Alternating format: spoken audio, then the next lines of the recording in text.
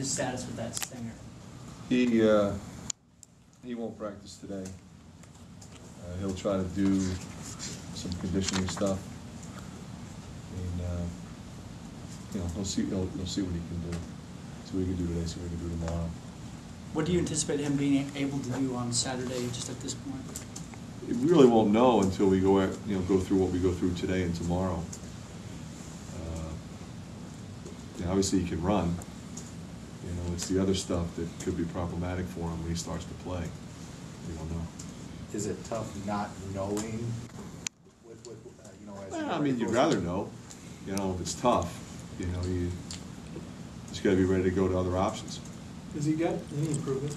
No, yeah. Is he It's better than it was on Saturday. A little bit better every day. Yeah. And, Gabe, he has an ankle that's the same status as what you mentioned last night. Pretty much, yeah. He'll try to move around a little bit more today. He won't practice, up and down. He won't practice 5-on-5. He'll maybe try to do some dry stuff. You had success at Purdue with the smaller lineup. It would seem that maybe with the matchups against Wisconsin, that'd be a little harder. It'd be harder, when they were three bigs. Matching up's difficult. With that. So we've got other options. We can go with Dom, or we can go small again. Do you have your lineup worked out if he can't go as far as starting? I would say lineups. Because as you get into the game, some guys are playing better than others. They might get more minutes in that game.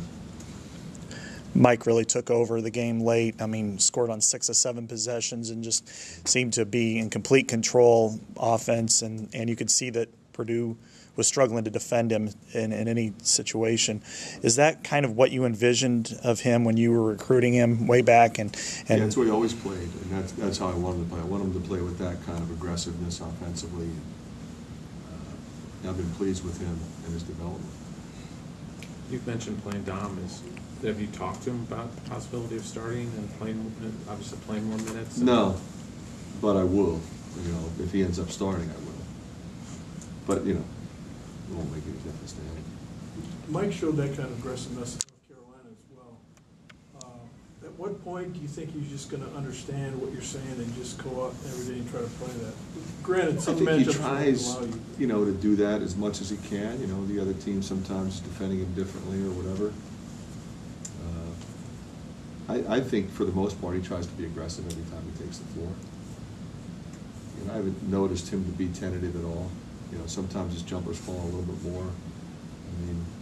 Saturday he had it going both ways at the rim and with his pull-up game. I think that's when he's at his best. One thing he's done really well too in the transition. He kind of has attacked more off the dribble, taking it all the way to the basket. Is that something you've told him, or is that just a feel for the game situation? Right, he's had the green light to do that from the day that he got here.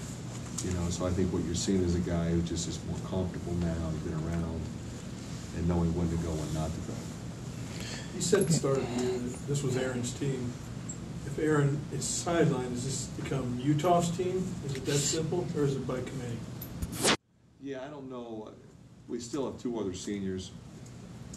And we have, obviously, Jared, Woody, and Mike as your juniors that have a lot of experience. I would think it'd be a little bit more by committee. Yeah. What do you change strategically against Wisconsin from what happened the first time, or was it more execution than anything else? Well, it's a little of both. Execution was poor in a lot of areas.